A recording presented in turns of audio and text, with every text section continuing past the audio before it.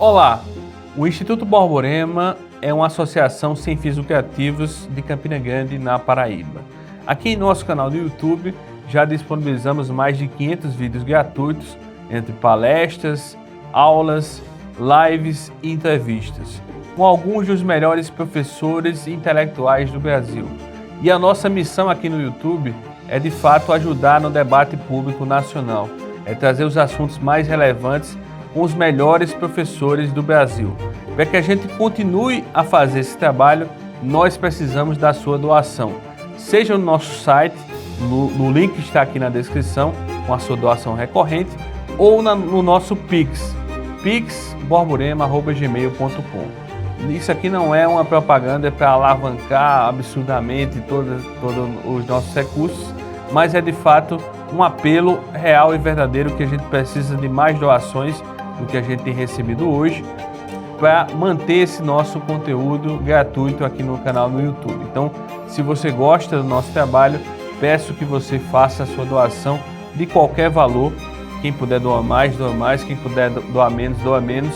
O importante é ajudar para que a gente continue esse nosso trabalho. Fique agora com mais um conteúdo gratuito disponível em nosso canal.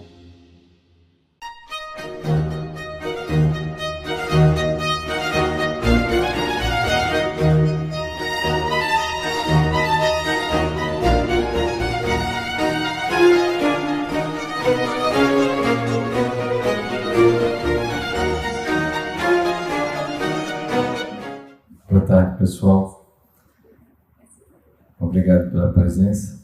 Vamos começar a palestra agora, que se denomina o estudo que conduz à perdição. Então,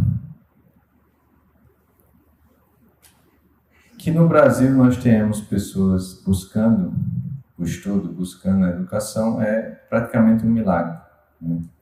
Toda a literatura brasileira e a história brasileira retratam um traço anti-intelectualista, e desprezo pelos livros, pelos estudos. E nas últimas décadas foi operado um milagre, nesse país, sobretudo pela atuação do professor Olavo, que fez com que as pessoas despertassem para uma vida de estudos. Só que, como o Brasil tem outro traço, que, vencido esse do anti-intelectualismo, também não venceu necessariamente o outro, que é o traço do macaqueamento.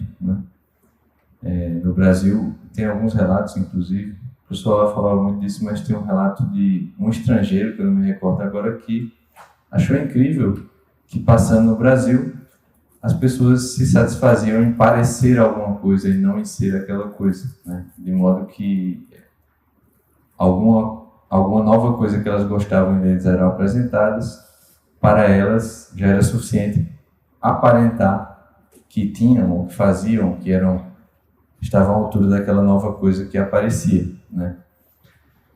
Então, nesse mesmo contexto, considerando inclusive o nosso trabalho aqui do Instituto e a nossa própria tentativa ao longo de... A gente está em 2022, já são uns 13 anos que nós estamos tentando entender e obter os frutos dessa coisa.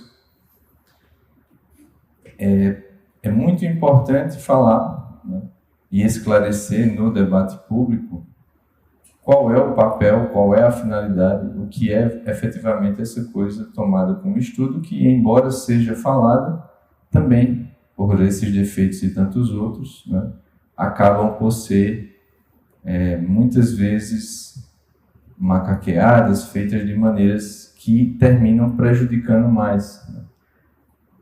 É importante, inclusive, dizer o seguinte: embora o brasileiro já tenha naturalmente, desde a sua fundação, parece, uma certa repulsa, à vida intelectual, não devemos dizer que não há uma certa culpa dos próprios intelectuais das últimas décadas, sobretudo aqueles que tomaram as cátedras universitárias, a mídia, que são opinadores públicos, que, de fato, quem teve contato, quem esteve nesses meios, percebe como é uma vida intelectual, entre muitíssimas aspas, bastante desencontrada da realidade, que não faz ninguém, no fim das contas, se orientar na vida, né? E por isso também esse certo preconceito foi agravado em função do contra-testemunho desses ditos intelectuais. E aí eu diria já uma outra coisa, abrindo essa palestra, que é a seguinte, né?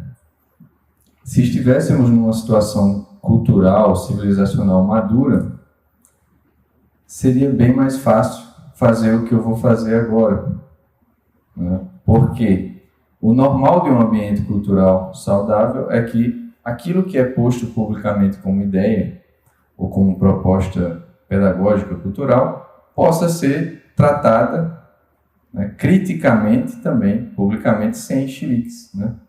Sem que as pessoas, ao você falar que certa coisa está errada, certa outra coisa não é eficaz, as pessoas começassem a agir como se fossem torcedores fanáticos de um time de futebol, né, sei lá, coisas desse tipo, e começassem a procurar não apontar o erro do que foi dito, né? Não apontar, bem, isso aí que vocês estão falando está errado, por isso uma verdadeira discussão racional, mas procuram muitas vezes, sei lá, você está falando dessa coisa porque tem inveja de tal pessoa, você está falando dessa outra coisa porque você não é forte como aquela pessoa, porque você não tem dinheiro, porque você não sei o que lá, né? Então, também existe esse outro problema no Brasil, que é uma imaturidade do debate público.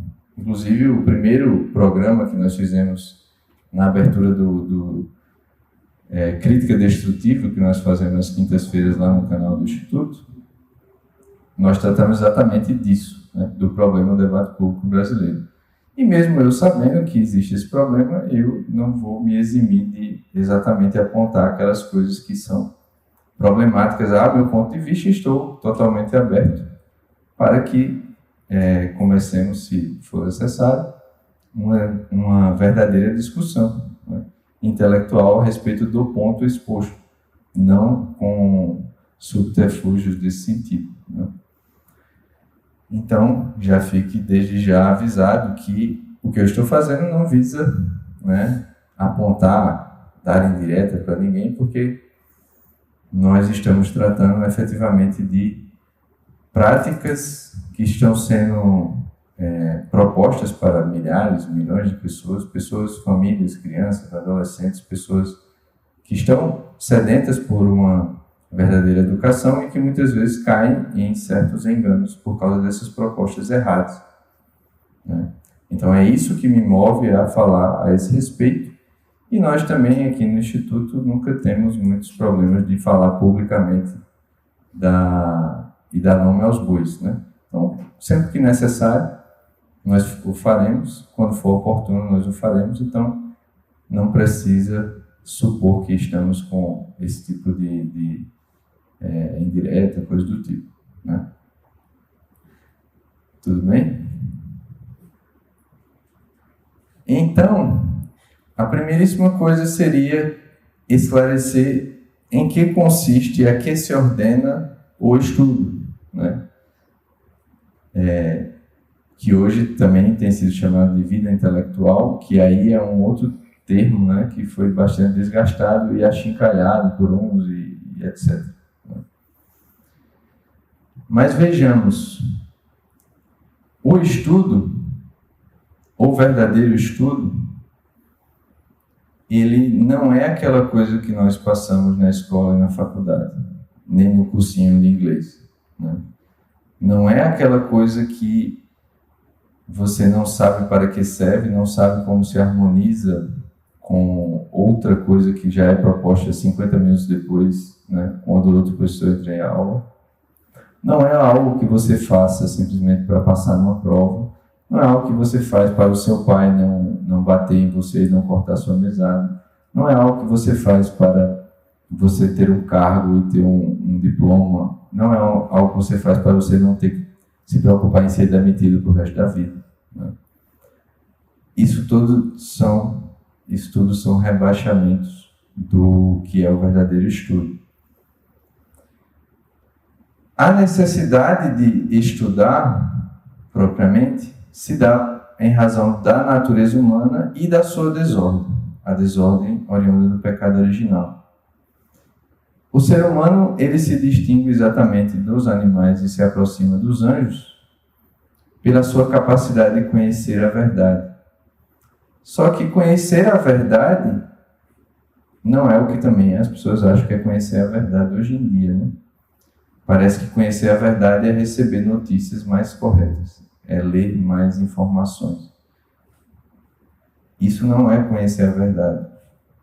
Conhecer a verdade consiste em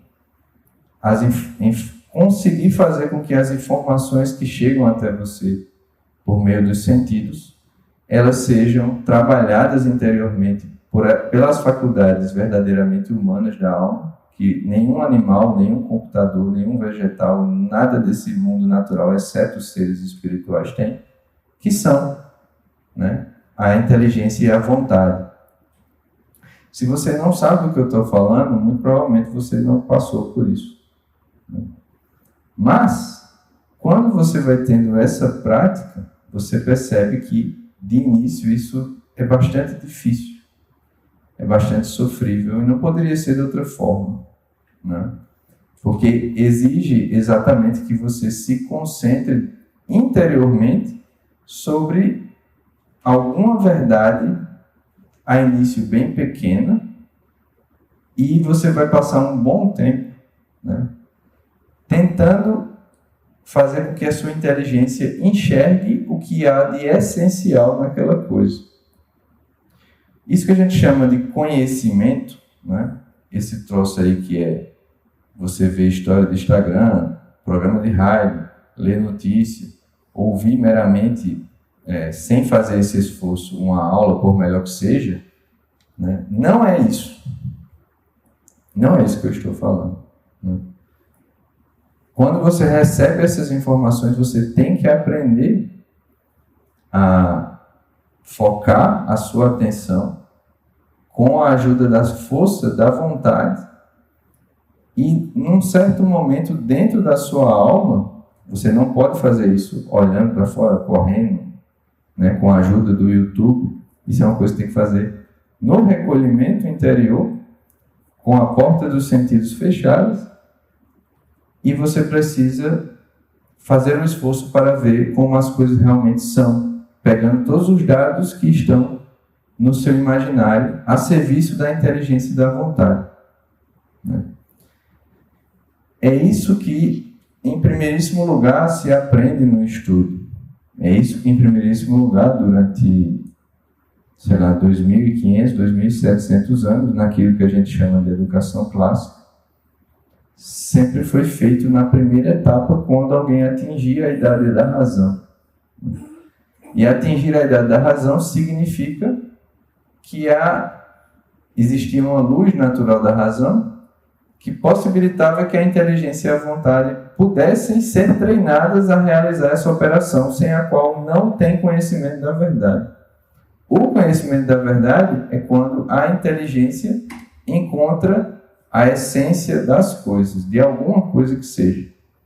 Pode ser uma palavra, pode ser um planeta, pode ser uma pessoa, pode ser um bem universal, né? Pode ser a própria, sobre o que é a beleza, pode ser o tipo de uma palavra. Quando você, nesse esforço interior que ninguém vai poder fazer por você, você aprende a não simplesmente se apegar às aparências e à superficialidade das coisas, mas você consegue chegar minimamente a enxergar o que faz com que aquela coisa seja ela e não seja nada mais. Isso é o conhecimento da verdade. E nessa primeira etapa da educação, a gramática do Trivium, né, era isso que, durante 3 a 5 anos, uma criança era levada a fazer de maneira concentrada, sem, né, estudar praticamente nada mais. E o objeto primeiro que se buscava conhecer nesse processo era o que é, né, o que são os elementos constitutivos da linguagem humana, e por isso você partia de textos, e de textos de poesia no seu mais alto nível, né?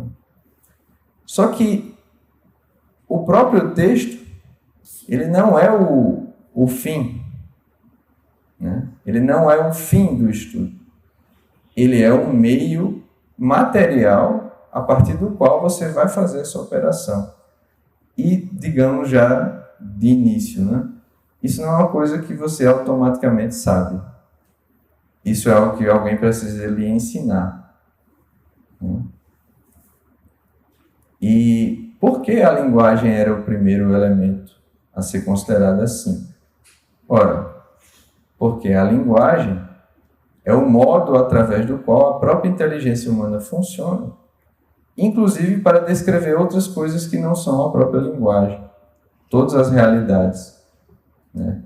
Inclusive do inferno, da terra, do céu e do purgatório, cabem a ser expressadas por meio da linguagem humana. E todas as demais coisas superiores que sempre se estudou, elas são estudadas a partir da sua representação na linguagem.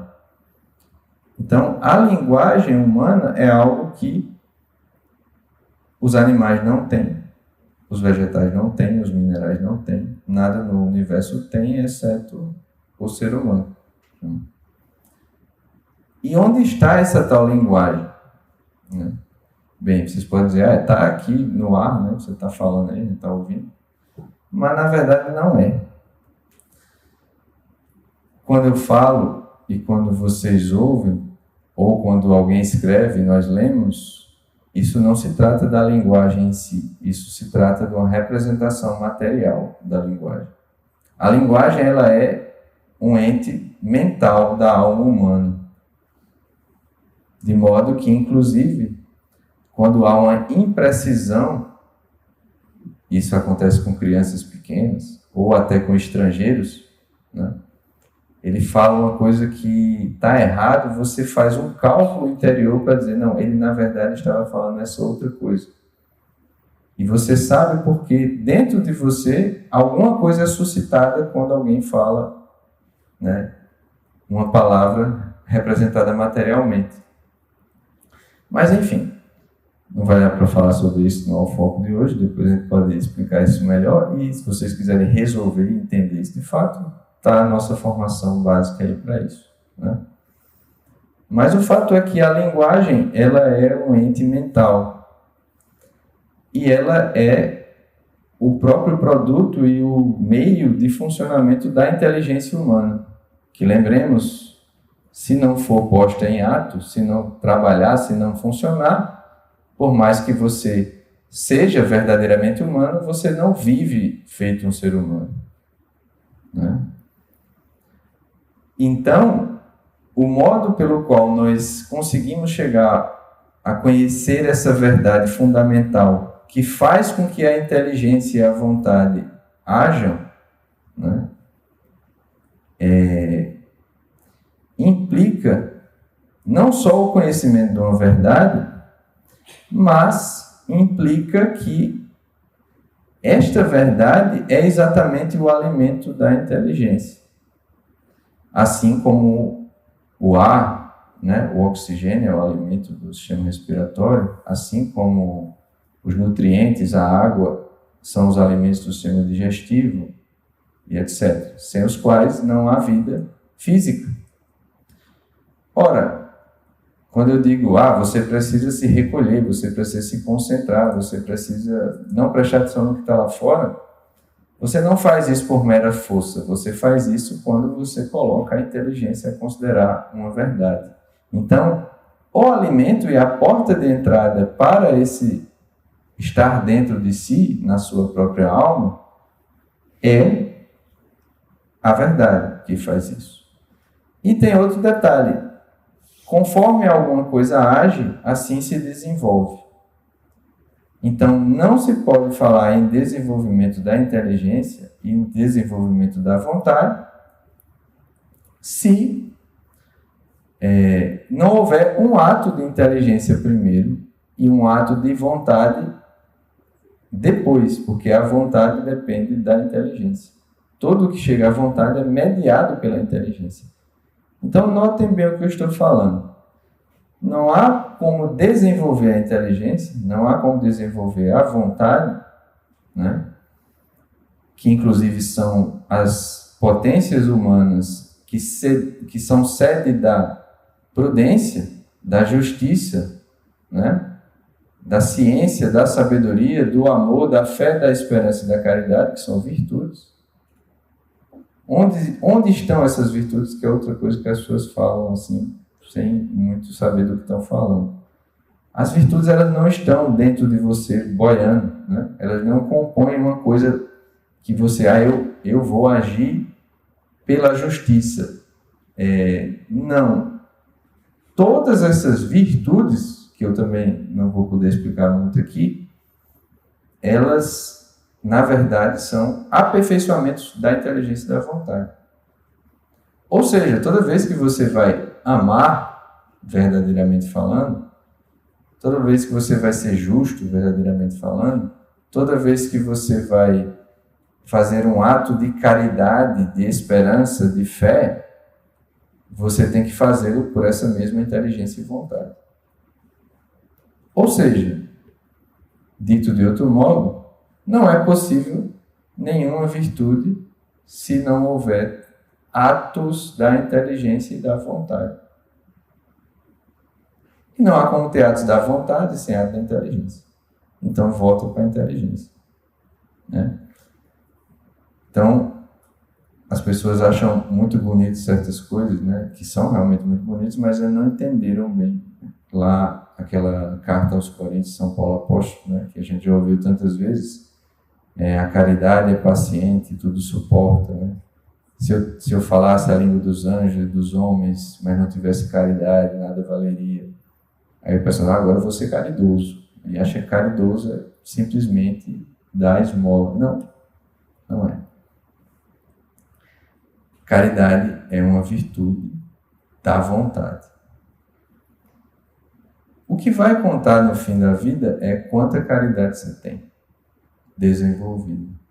Isso vai dar o grau, no fim das contas, né, de quanta felicidade eterna você tem. As pessoas têm uma ideia de paraíso, de céu, né, muito tosca, né?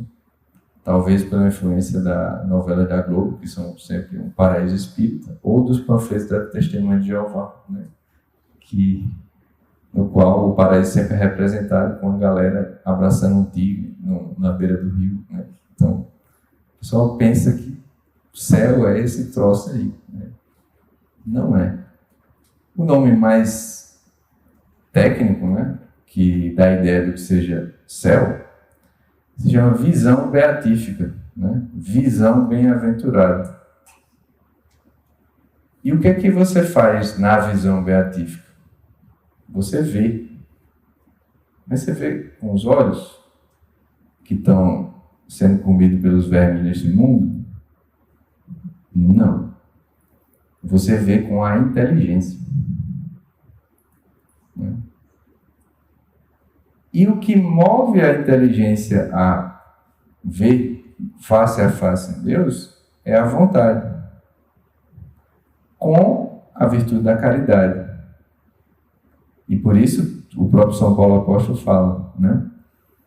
Por ora subsistem a fé, a esperança e a caridade, mas a maior delas é a caridade, porque a fé passará, a esperança passará, mas a caridade nunca passará, né? O que é que ele está dizendo? Ele está dizendo que esse mesmo movimento que a gente aprende no estudo, ele permanecerá, obviamente, de maneira muito mais perfeita no céu, de modo que a vontade continuará movendo a inteligência por meio do verbo de Deus e com a caridade. Mas é isso que dará a visão face a face de Deus. E, portanto, quanto maior a caridade, maior a visão que você terá de Deus, que não é uma coisa estática, né? As pessoas pensam que Você vai ficar assim, estatelado. Né? Você é vivo. Então, isso é uma coisa que se move dentro de você por toda a eternidade. Né? Então, veja. Vocês estão entendendo? Né? Isso aí é a finalidade humana. Por mais que nos percamos, nos desviemos, né? Nos confundamos, o que realmente está em jogo é quando a indesejada da gente chegar, né? Quando o caixão fechar, quanta caridade há na sua alma. É só isso. Né? Só que tem um pequeno detalhe, você não compra caridade, você não aumenta diretamente a caridade, você não vai ali. Não é assim que funciona. Como disse o próprio São Tomás de Aquino, a graça supõe a natureza. Então, Deus ele é assim, de uma perfeição e de uma suavidade tal, que mesmo quando ele quer criar dentro de nós uma vida divina, ele não faz destruindo a vida humana. Ele faz como que harmonizando-se a esta vida humana, de modo que toda essa vida divina vai se entremeando dentro da nossa alma e depois, inclusive, vai tomando o corpo. Né? Por isso que São Paulo Apóstolo vai dizer que o último inimigo a ser vencido é a morte. E o pessoal pensa que isso vai ser, talvez o dia. Não, isso acontece na vida individual de cada um que chega à plenitude da caridade aqui antes de morrer. Como acontece com santos, né? Que têm os corpos incorruptos, santos cujas feridas curavam e eram cheirosos, né? Santos que decidiam se ia morrer ou não. Né? Não sei se vocês sabem dessas histórias. Mas uma delas eu acho que é de São Paulo da Cruz. E ele estava para morrer, aí disse ao secretário dele para avisar o Papa. Aí diz ali o Papa que eu vou morrer. Aí o secretário chega lá, né? Disse, ei, seu Papa. Não assim. Santidade, o padre Paulo, né, mandou avisar a vossa santidade que ele vai morrer. Aí o Papa disse, como assim? Que história é essa? Diga a ele que ele está proibido de morrer. Aí o secretário disse assim, opa, como, né? Como que eu vou fazer? Fazer o quê, né? Tá mandando, vamos lá. Né? Chegou lá e disse, meio assim, desconfiado, padre, o Papa disse que, né? Não foi eu que estou dizendo, é o Papa, né? Que o senhor está proibido de morrer. Mas foi mesmo? Ah, tá bom. Aí ele levantou e não morreu. Isso é o que acontece aí, né? Isso que São Paulo está falando. Ou seja, o que realmente está acontecendo por detrás das aparências é que ou a sua alma está sendo modificada à perfeição, a máxima perfeição possível a você, e isso significará a máxima felicidade no céu, ou ela está se desenvolvendo mais ou menos e significará um longo período do purgatório e uma felicidade bem menor no céu, que você poderia ter, e talvez muitas almas que vão para o inferno porque você não chegou a essa felicidade, a esse desenvolvimento muito elevado, ou, Deus nos livre, significará como que um esquartejamento eterno na alma no inferno, em que a inteligência e a vontade, né, querem ir em direções opostas e fugir de tudo que é. É isso que realmente está em jogo, é isso que está rolando, né, na vida. E, portanto, como diria-nos Santo Antão, nossa função é rogar a Deus, fazer os nossos trabalhos, etc., para que a nossa alma volte ao seu estado original e aguardemos pura para o dia do juízo. Em meio a todas as coisas que o que realmente está acontecendo é isso. E todas as demais coisas são meios para isso. E nesse sentido, né, e aí entra a oração, o estudo e os deveres da vida prática. Todas essas coisas são meios para, no amor a Deus e no amor ao próximo, isso signifique uma alteração da sua alma.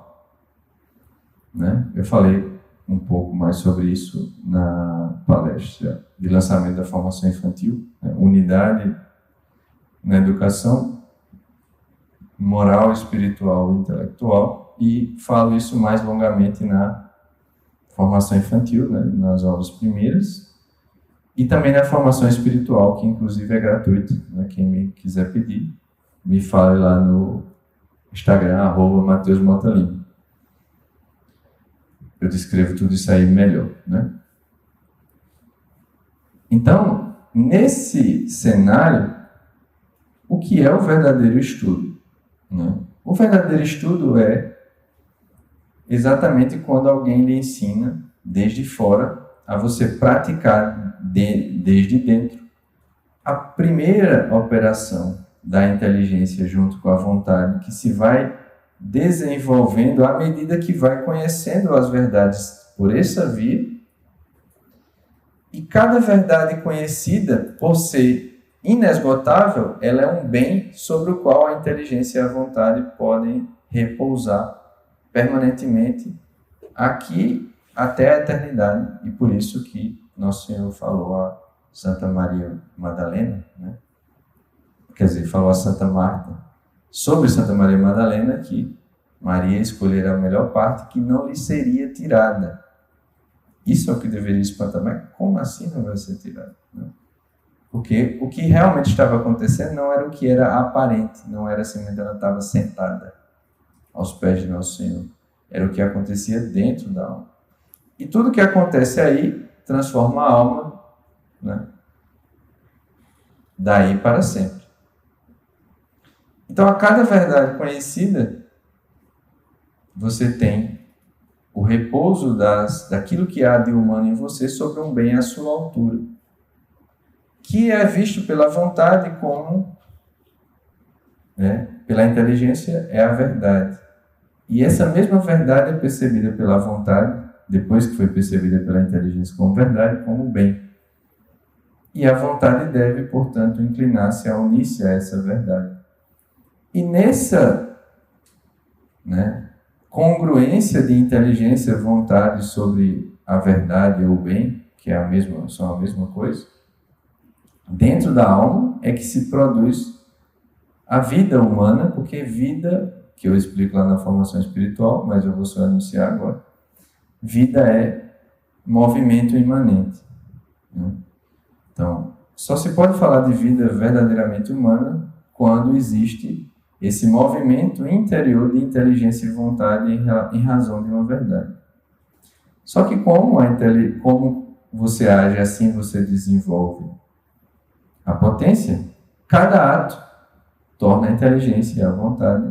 Né? Cada conhecimento da verdade e união ao bem torna a inteligência e a vontade mais desenvolvidas para conhecer e unir-se melhor à próxima verdade, que não é perdida, mas fica na própria inteligência, de modo que cada nova verdade não é só mais uma verdade. É uma verdade, é outra verdade e a relação entre elas. De modo que todo o caminho educacional de estudos, né, ele conduz ao conhecimento primeiro das verdades mais próximas e das verdades que vão ser meios para o conhecimento de outras verdades mais sutis, mais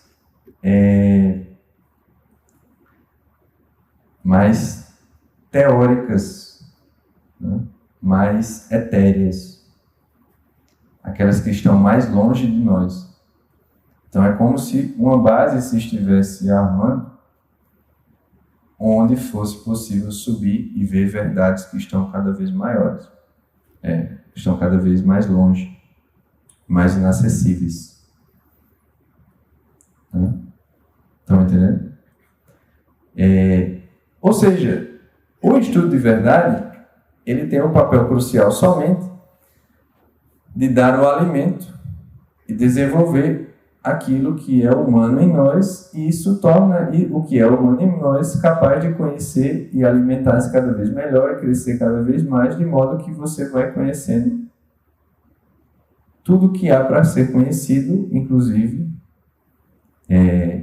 esse é o que se busca na tal filosofia, né? É conhecer todas as coisas. Aí vocês dizem, isso não é possível. Não é possível porque você está acostumado a conhecer de um jeito muito insano, né? Se é que a gente pode chamar isso de conhecer.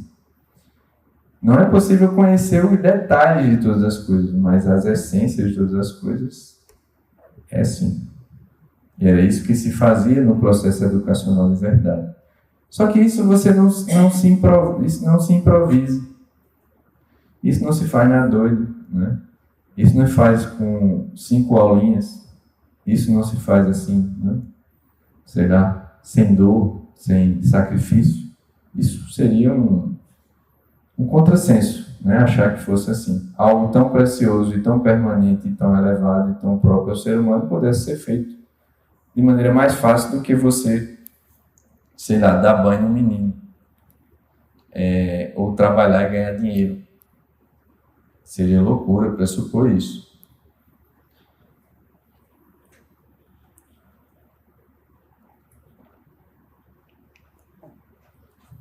Pessoal, vocês estão bem?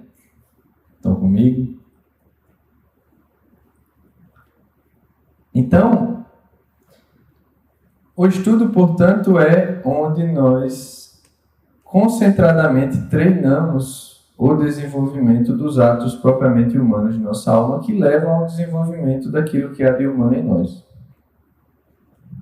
E para isso é necessária uma pedagogia testada, que já fez isso com outras pessoas, melhor ainda no nosso caso, né? Porque basicamente houve uma só pedagogia que fez isso com todas as melhores pessoas da humanidade, né? Desde os gregos, né? Sócrates, Platão, Aristóteles, Pitágoras, Cícero, Vigílio, Quintiliano, Horácio, Santo Agostinho, São Cirilo de Alexandria, São Tomás de Aquino, Santo Afonso de Ligório, o Beato Alcuin de York, William Shakespeare.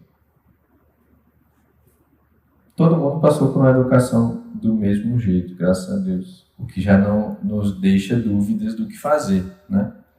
Isso é algo que eu exponho mais detalhadamente lá, naquela muitíssimo recomendada por mim, né? Muitas vezes, curso gratuito no canal do Instituto, na aba playlist, a circunstância atual e o caminho da verdadeira educação. Então, o estudo é isso, né? Então, ele tem um papel vital, inclusive, porque se você não desenvolve inteligência e vontade, fica, inclusive, difícil você discernir o que fazer na vida prática. E por isso, Aristóteles dizia que não é possível desenvolver nenhuma virtude se não proceder o seu desenvolvimento não proceder de um ato da inteligência e da vontade.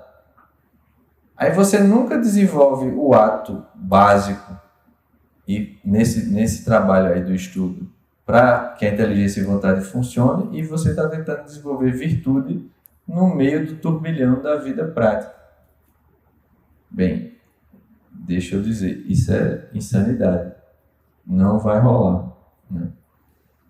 Então, o estudo ele tem esse papel central.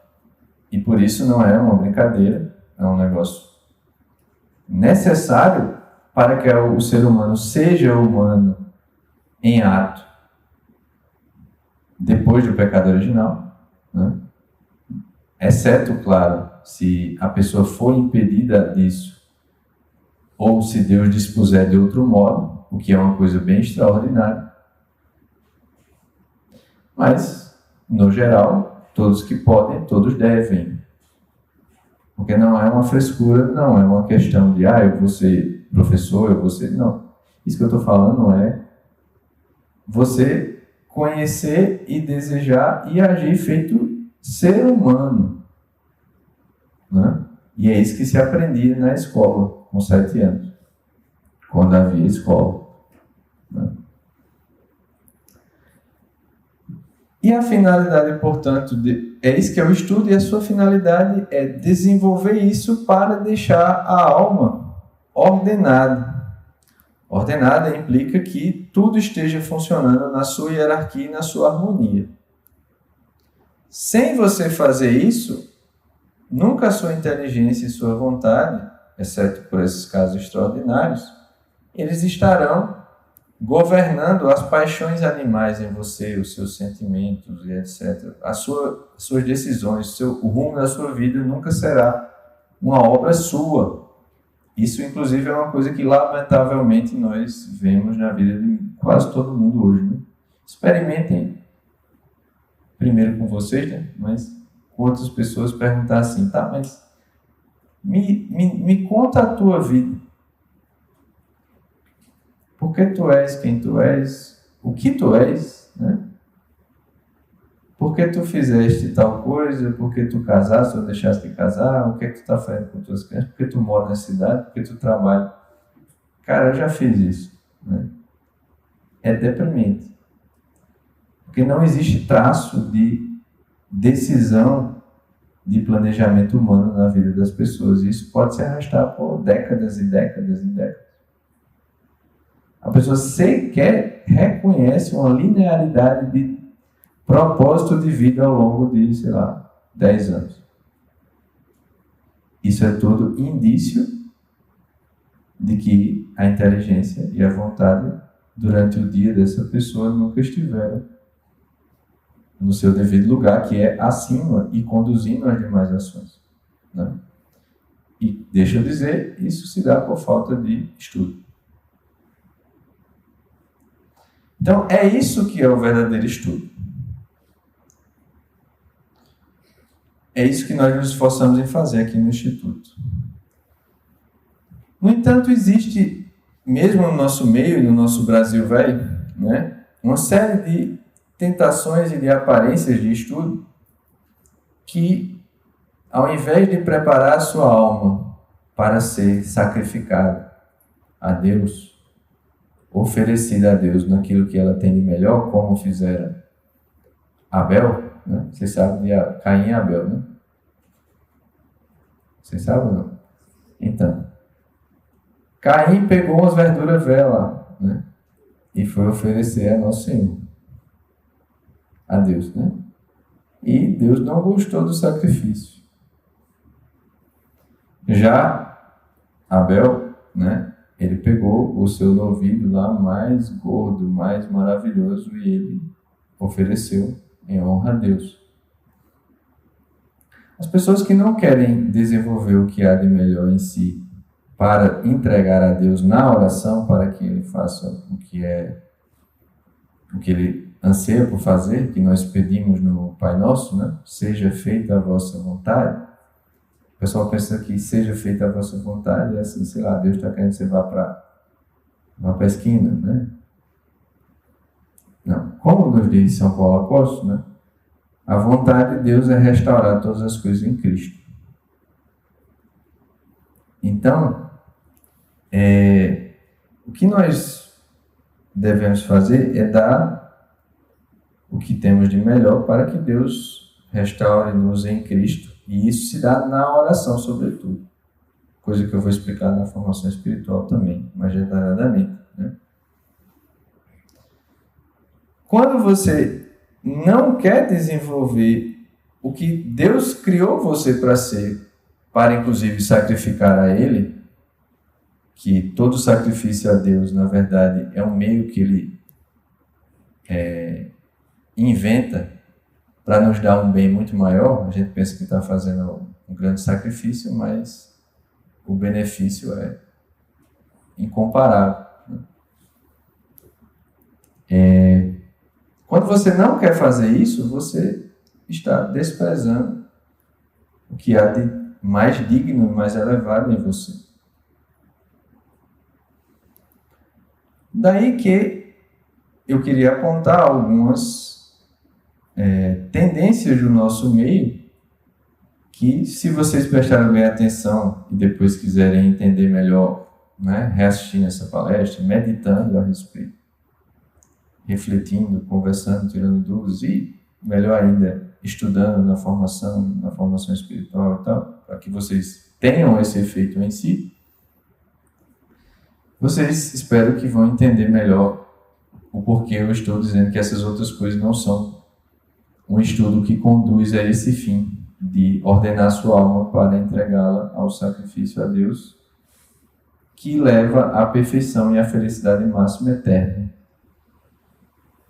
E por isso, como eu disse no título da palestra, é o estudo que conduz à perdição. Não necessariamente a perdição do inferno, talvez também, mas no mínimo a perdição, né? No sentido de que muito do que você poderia fruir eternamente está sendo desviado por causa desses enganos, né? Um engano muito presente, portanto, que nós temos hoje em dia, que se confunde com um verdadeiro estudo, é a pessoa acreditar, né, que é o volume e o tempo despendido para obter informações que faz com que ela conheça mais a verdade. Então, isso é uma tendência bem antiga, né? Quem não se lembra de como os nossos, sei lá, avós, bisavós acordavam e a primeira coisa que ia fazer era ler o jornal, né? Com certas aparelhinhos, luzinhas e tal, a gente mudou o jornal para outra coisa muito pior, né? Que é o celular, né? Ou sei lá o que seja. Mas, na verdade, o que você está fazendo ali é que você está esperando que meramente ficar passando os olhos ou recebendo impressões de imagens e som no rádio, etc, etc. Aquilo ali é o conjunto de verdades que está fazendo você ficar mais inteligente.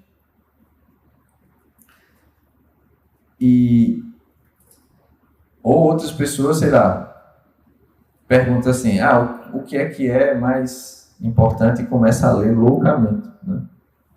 Ou alguém que queira educar os filhos, e o professor Danilo fez até uma palestra também, uma aula nesse lançamento, essa semana da formação infantil, falando do problema de divisão de disciplinas. Muita gente, no afã de fazer com que seu filho se torne mais educado, ele quer que ele estude 500 coisas ao mesmo tempo. Mas não, tem que estudar uma coisa só. Aí ele fica perturbado, porque, sim, mas ele está estudando uma coisa só 2 horas por dia, e as outras 14 horas, ninguém vai botar nada aí. Bota o menino para estudar mecatrônica, sei lá o que, né? Na loucura. Qual é o problema disso, meu povo? Não se trata do número. Como eu disse, tudo que você ouve e você lê no livro não é a coisa em si, é só uma representação dela. Quando você fica se entupindo de representações de várias verdades, o que está acontecendo é que você está recebendo-as não pela inteligência e pela vontade, mas você está recebendo pelos sentidos.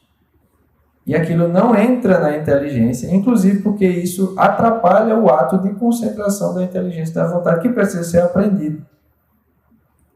Então, o volume de informações ao qual nós somos submetidos e ao qual nós nos submetemos e submetemos os outros, ele atrapalha exatamente o ato da inteligência, né? E isso vai gerando aquele fenômeno da pessoa erudita, mais burra, que é exatamente aquele nego que tem 500 referências de citações, né? Tem referência de datas, você fala uma coisa, ele já puxa uma citação do filósofo sei que lá, e você vê que, na verdade, ele é como se fosse um armazém, né, de informações. Parece mais uma enciclopédia ambulante mas que aquilo tudo só entrou superficialmente na alma dele e criou, inclusive, muito provavelmente um inchaço, né? Aquilo a qual o professor Francisco Escocin se referiu na nossa entrevista, que em breve, quer dizer, em breve não sei, né? Isso aí o pessoal vai ao ar, que é a obesidade intelectual, né? É o cara que fica gordão, né? Isso provém exatamente do vício da curiosidade, de modo que ela fica pulando de galho em galho para novas informações, e é aí que a rede social ela o pega, né? A rede social ela é toda baseada no princípio da novidade. Se você está lendo um negócio que foi feito há 2 dias atrás, você está com ansiedade pensando, pô, mas deve ter acontecido alguma outra coisa muito importante porque mais nova. Então você vai lá e você rola e você ansia por aquilo, né? Mas note, não é porque você faz isso com um livro de filosofia, de teologia, que isso não seja o mesmo processo. Aliás, é um processo talvez mais perigoso. Porque na ilusão de você estar aprendendo coisas superiores, você fica nessa frescagem aí de ler um monte de coisa que você não parou 1 minuto para meditar, pulando de galho em galho, de 1 milhão de coisas e tal, e tal, e tal. E você tem uma justificativa para você de que você não está frescando, você está estudando. E quem danado vai convencer esse nego quando você for falar com ele, ele disser, mas você leu o livro não sei o que lá, e você sabe o que o filósofo tailandês do século XII disse não sei o que lá. Quer dizer, não sei, né? Ainda bem. Mas ele vai achar que o fato é, por ter essas informaçõezinhas muito superficiais, ele já é uma grande pessoa, né? O nosso querido padre Sertiange, no seu A Vida Intelectual, fala exatamente do inchaço, né, intelectual, exatamente daqueles que buscam desenvolver somente essa vida intelectual sem secundar isso com a vida prática, espiritual e etc. Nós não temos como particionar e escolher uma coisa só na nossa alma. Então, esse é um problema que gera toda essa erudição de enciclopédia, que inclusive faz com que as pessoas tenham informações tantas desconexas que nunca lhes ajudam em nada numa situação real, exatamente porque eles atrapalham o trabalho da inteligência e da vontade, e no entanto eles justificam para si que estão estudando, e ai de você se for dizer que ele não estudou e não sabe nada, tem que estudar tudo de novo, começando com uma coisa só. Toma aqui um poema de 10 versos e pare 15 dias para estudar, né? Como a gente faz. Ele vai rir da sua cara. E isso aí é um dos grandes problemas dessa má tendência, esse falso estudo. Outro problema, e esses problemas são bem assemelhados e relacionados às vezes, mas eu queria discerni-los individualmente para vocês percebessem e se prevenissem deles, né? Vocês estão bem, pessoal? Comigo?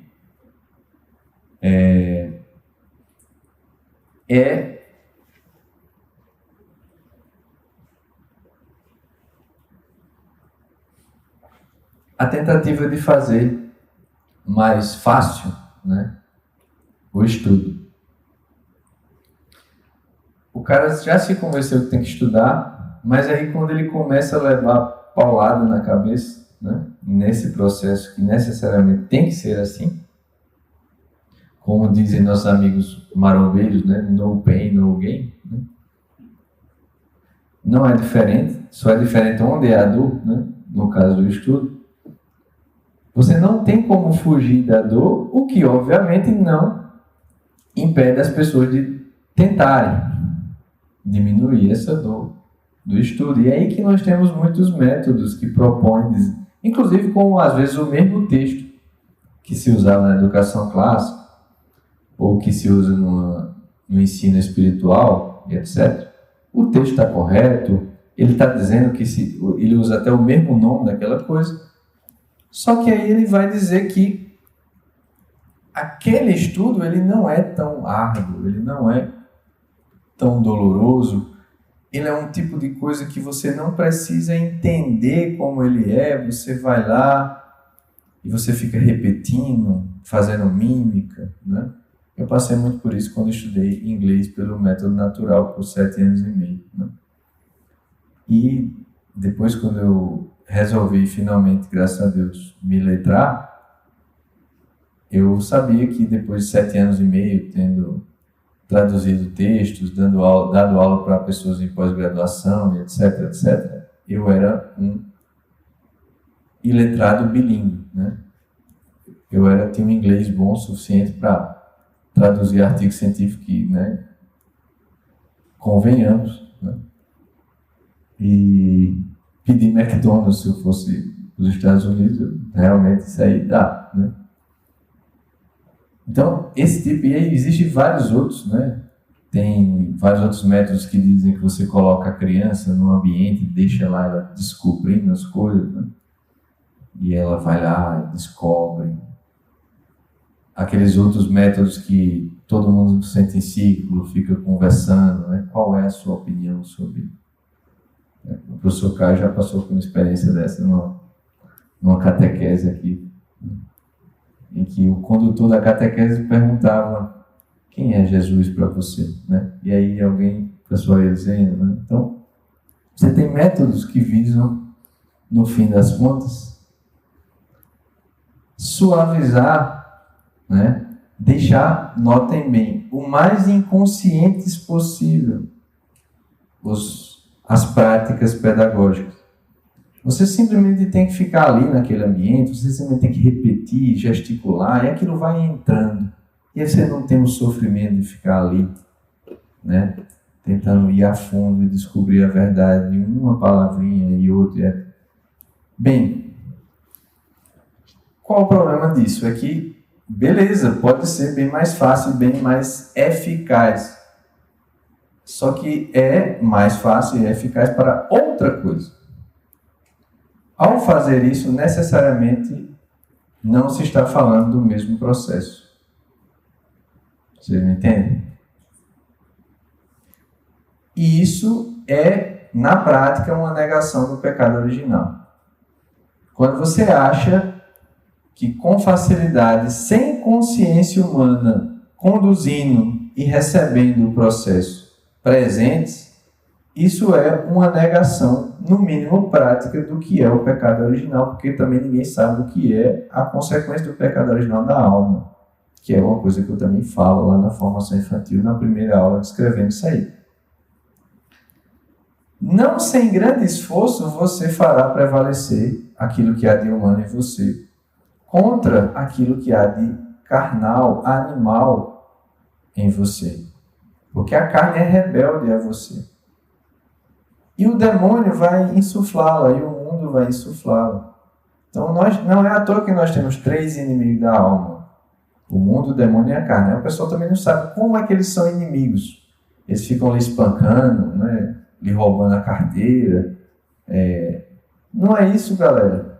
Eles ficam impedindo a interiorização. Eles impedem o trabalho da inteligência e da vontade e também, obviamente, dessas faculdades com as virtudes teologais.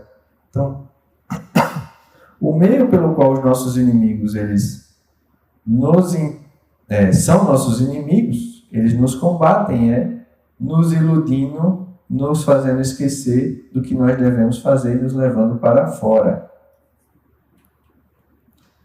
Então, quando você acha que estando fora, porque todo esse método, esse tipo de método, se você olhar direitinho, você sempre está fora, é sempre um ambiente que eu não estou dizendo que não seja importante e necessário ser utilizado, mas não é suficiente só isso. Porque se trata daquele ato interior. Quando você acha que estar nesse ambiente, ficar repetindo externamente, vendo coisas externamente, ouvindo coisas externamente, e não causando nenhum sofrimento, repete, não sei o que, é tudo lúdico, lindo, maravilhoso, né? Ninguém é professor, somos facilitadores, etc, etc. No fim das contas, você não acha que o ser humano é desordenado pelo pecado original, na prática. Consequência disso, na hora que você morrer, você vai descobrir que é. Né? Quer você acha, quer você não acha. Pode brincar disso aí a vida toda. Não vai rolar. Né? Então, esse é outro problema. Quando o negócio é fácil demais e quando você quer fugir de algo difícil por algo fácil, né? Ouça a voz de Olavo que diz assim, tem treta aí, bicho. Né? Aí tem treta. Vai dar errado. O outro problema é a desordem nos estudos. Então, temos o volume, a facilitação e a desordem. O que é essa desordem nos estudos? É exatamente quando, não observando a tradicional ordem de verdades ou de coisas mais longínquas, mais sutis a serem consideradas, você acredita, sabe-se lá por quê, na sua ignorância, que você pode estar pulando etapas. Que, tudo bem, durante 2.500 anos as melhores pessoas da humanidade nunca mudaram isso, mas eu, né, olhe para mim como eu sou maravilhoso, eu acho que também não é tanto assim, não. Né? Para que eu tenho que estudar gramática? Não é gramática no sentido moderno, né? É gramática do trivium, que é o letramento, coisa que a gente faz na formação. Tá? Eu quero estudar filosofia, porque filosofia é um negócio muito importante. E gramática é só leiturinha, né? As coisas ali, literatura velha besta. E a pessoa ela começa a, inclusive, a achar que está entendendo, mas por ela não ter passado pelo treino daquelas etapas anteriores, não houve uma modificação suficiente na sua alma para prepará-la a perceber de uma maneira superior aquelas coisas que são superiores e ela percebe de maneira inferior. E pior, ela acha que entendeu. Se ela achou que entendeu, meu filho, aí que o bicho pega, né? E não só essa desordem de trazer coisas superiores para o início, pular etapas, é bastante problemática, mas também a desordem, né, causada pela imprudência, que às vezes aponta que você deva, por exemplo, estudar um assunto espinhoso agora, por causa de situações concretas, de certa, como eu diria, certa preparação para coisas graves que possam acontecer, o nego, ele ao invés de ver na medida justa, sei lá, algo sobre demonologia, ele fica obcecado. Ou ele fica obcecado por estudar a fim dos tempos. E daqui a pouco o cara está com crise de ansiedade. Né? Daqui a pouco ele está...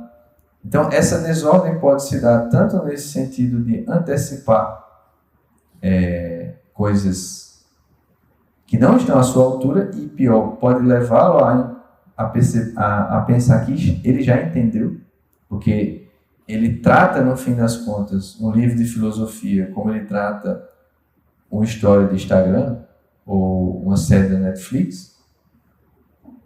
Bate o olho, a primeira imagem que pula dentro dele, ele entendeu, porque ele nunca foi treinado a saber o que é um ato da inteligência, a realizar. Isso vai causar também um sem número de confusões a partir dessas coisas que são, né, reservadas para quem subiu a montanha, né? Para quem no processo de conhecer verdades menores foi transformando sua alma em algo, capacitando para enxergar coisas superiores. E ele, achando e confundindo-se loucamente com as impressões doidas dele lá, desse troço, ele vai acreditar que, inclusive já leu a obra de Santo Agostinho inteira, né? Tudo aí, porque ele fez esse processo insano aí e ele provavelmente nunca mais voltará a fazer esse processo, porque ele já fez. E como ele está movido por essa curiosidade, como também aqueles primeiros, né, do volume estavam, eles estão tomando, no fim das contas, algo que é um meio para o ato interior, tomando só a sua materialidade como quem assiste televisão. Então, ele, no afã de ver aulas que podem ser muito boas, livros que certamente são muito bons, ele não aprende a extrair o que há de invisível e de realmente verdadeiro naquilo, ele se contenta com o que é superficial, porque ele nunca aprendeu realmente a chegar àquelas outras. Ele está sempre buscando o processo de outra pessoa mover minimamente desde fora, se ele mantiver a atenção. O início desse processo que é tomado, no mais das vezes, como algo bom, né? Mas muito mais algo sensitivamente bom, ou seja, algo legal, algo prazeroso, algo gostoso, né? Que nesse sentido inicial, quem não passou por um certo caminho, não é muito possível, né, ter isso no nível intelectual, mas isso é no nível carnal, né? Então, o que é que ele está fazendo? Ele acaba tomando coisas elevadíssimas que nunca foram pensadas por aqueles autores que chegaram na mão de analfabetos como nós, como se fosse uma série de Netflix. Ele está buscando simplesmente aquela mesma sensação, só que com um objeto superior que não foi feito para aquilo. E ele fica, no fim das contas, um viciado, né, que se fecha à necessária concentração que possibilitaria a extração do que há de mais profundo e material e verdadeiro dessas coisas, e ele vai registrar na mente dele que ele já sabe. E nesse caminho, existe ainda um quarto problema, que, como eu disse, tudo isso está relacionado. São aqueles que se colocam a estudar coisas perigosas, né? São aqueles que, nesse afã da novidade, do volume, da desordem, começam a confundir-se, né, na imagem erudita que tem de si, confundir-se, sei lá, numa lista que alguém disse lá que para estudar astrologia, como o pessoal lá diz, teria que ter estudado toda a parte do trívio, do quadrívio, da filosofia, não sei o que lá. E como ele fez esse processo nesse sentido carnal, e como ele não sabe muito bem discernir o que é o afã, né, emocional dele, daquilo que seria uma reta busca consciente da verdade na sua devida ordem, ele acaba achando que aquilo é uma coisa de crucial importância para a vida dele.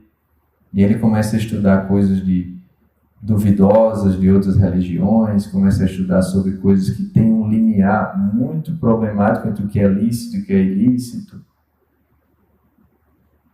E daqui a pouco ele está agindo como um idólatra daquela coisa, e ele abre muitas portas, inclusive, para a ação demoníaca, né, e para a confusão que é própria do pai da mentira. E nessas brincadeirinhas, daqui a pouco, o cara está aderindo a uma heresia, invocando um espírito mau, né? Porque não só é através de pactos explícitos que se abrem as portas à ação demoníaca na sua alma, pactos implícitos também, como, por exemplo, querer frivolamente ter um domínio do tempo que ainda não passou, prever o futuro, né, e etc. Bem, isso não é coisa para moleque. Isso não é coisa para que... eu não sou moleque, eu sou uma pessoa... Cara, intelectualmente nós somos, né? Um menino de 12 anos da Idade Média dá um pau em todos os pós-doutores da humanidade de hoje.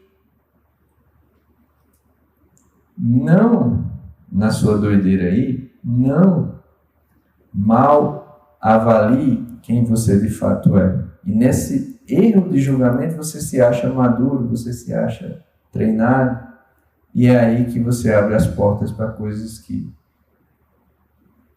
põem, como o perennialismo, não necessariamente através das verdades, mas da própria estrutura, põe uma certa cosmovisão dentro de você de maneira imperceptível, né? E todas essas coisas, e talvez várias outras que eu não tenha tentado para lhes falar hoje, têm em comum exatamente o pai, né, a mãe de todos os pecados, que é o orgulho. E o que é o tal orgulho, né? Bem, tem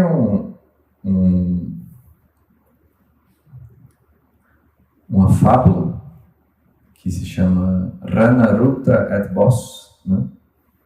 Quem está na nossa formação talvez já tenha passado por ela. E esta fábula,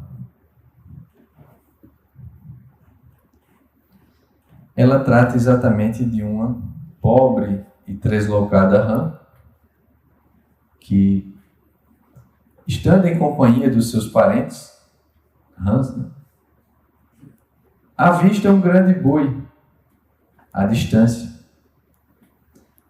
e sente inveja da grandeza daquele boi. E ao fazê-lo, ela tenta inchar com ar a sua pele para chegar ao tamanho daquele boi, né? E ela incha logo sua pele e olha para os seus, não sei se eram seus filhos ou eram os parentes da rã lá, né? E perguntou se já estava do mesmo tamanho do boi, né? Ao que eles disseram, tá não, né? E veja que mesmo os parentes às vezes podem, né, botar lenha na fogueira, né?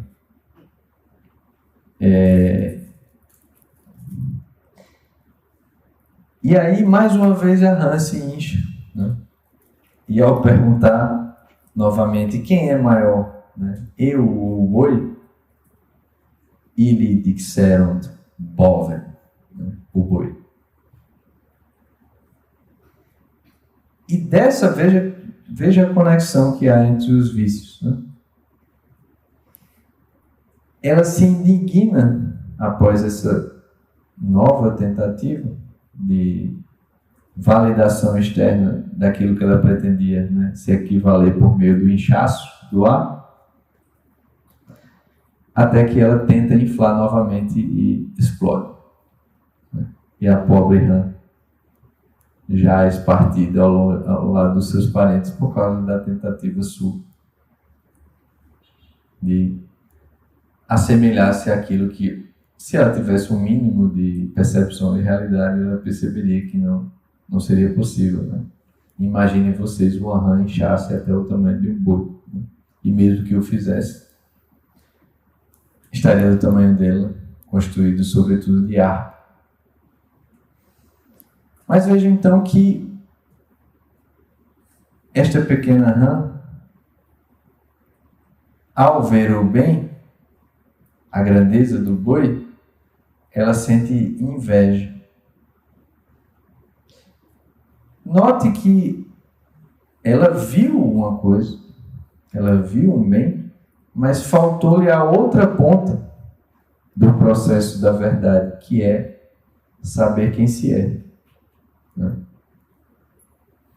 E de não olhar para si adequadamente, mas só olhar para aquela coisa. E a inveja indica esse olhar contra aquela coisa, esse olhar para dentro daquela coisa, de maneira incessante, querendo fazer com que aquele bem que a outra pessoa tem seja dela. Ela se esquece de checar e de manter aquela ponta do pé no chão de quem se é, né? E da inveja, que tudo isso, veja, o que é esse orgulho? É uma visão megalômana e esquizofrênica de si. Você não sabe quem você é e de esquecer-se de quem se é, mesmo vendo um bem, o seu olhar está voltado a erroneamente invejá-lo. Dessa inveja, aumenta-se o orgulho e a vaidade. Mas esse aumento constitui, na verdade, num inflace de nada, né? De ar. E desse inflace de nada surge a ira, quando aqueles que ainda têm um resquício de percepção da realidade dizem o óbvio, né? O boi é maior. E nem isso lhe convence mais, porque tão desnorteada de quem se é, ela tenta ainda mais uma vez expandir artificialmente seu corpo, até que chegue à triste situação de uma rã explodida de ar, né? Imagine como ficou a coitada. Pois bem, essa simples fábula, né, de 2000 e tantos anos aí, nessa simples imagem mostra toda uma progressão de problemas e de vícios que sucedem o mais fundamental e a mãe de todos eles, que é o orgulho. E o que há em comum entre todas essas tentativas de burlar a natureza das coisas na busca da verdade, que eu narrei agora, tem em comum é exatamente o esquecimento e a visão megalômana e esquizofrênica de si, o orgulho. E o orgulho não só ele gera esse ponto de partida errado, coisa que eu trato lá nas aulas das circunstâncias, né? Não basta só simplesmente você buscar o fim último mais elevado, mas é depois necessário aceitar as circunstâncias como elas são exatamente, porque senão você parte de um ponto inicial falseado, e é isso que produz o orgulho. Mas não só o orgulho faz com que você tenha iniciativas que vão além das suas próprias forças e possibilidades e conveniência e deveres, porque eles cegam você a quem você é, como eles fazem com que você comece a desprezar pessoas muito melhores que você. Quando você tenta, veja que loucura não é você, né? Você do jeito que você é, no tempo que você é, com a educação que você teve, com os frutos que você teve, você achar que você pode discordar da tradição pedagógica desses homens que eu citei, você só pode estar num daqueles momentos em que o indivíduo está louco na droga, né? Mas é isso que o orgulho faz. Você se cega quanto a quem você é. E esquecendo de quem você é, você não tem, né, a âncora para olhar para as alturas, porque ao olhar para as alturas você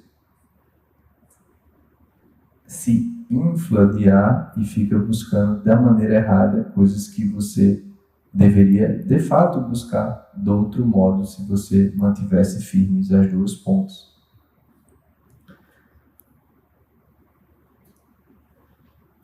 E é por isso que a Escritura nos diz que o temor de Deus é o princípio de toda sabedoria, né? E Hugo de São Vítor, por sua vez, vai nos dizer que a humildade é o princípio de toda sabedoria.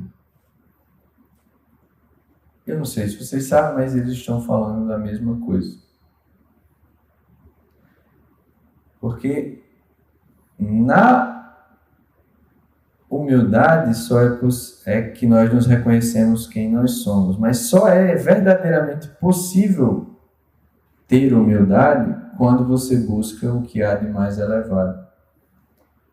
E quanto mais você alcança o que há de mais elevado, sobretudo o próprio Deus, através da oração,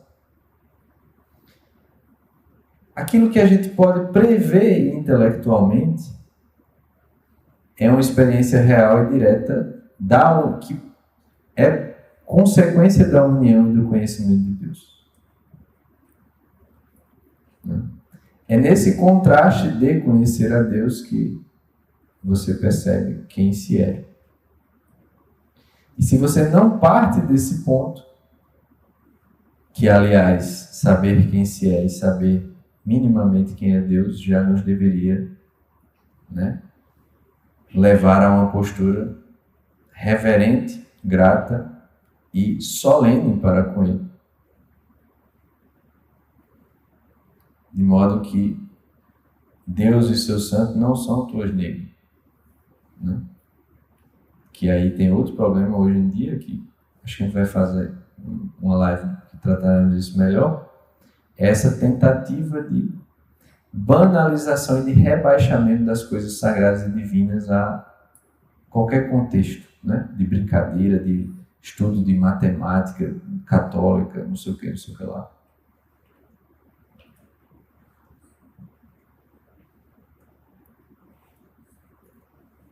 É na humildade que, ao perceber-se ante essa grandeza quem se é e ter um primeiro vislumbre do que se está buscando e do que é a base de tudo, você não pode ter outra postura senão o respeito, a reverência, a solenidade e o temor. Então, a humildade e o temor, no fim das contas,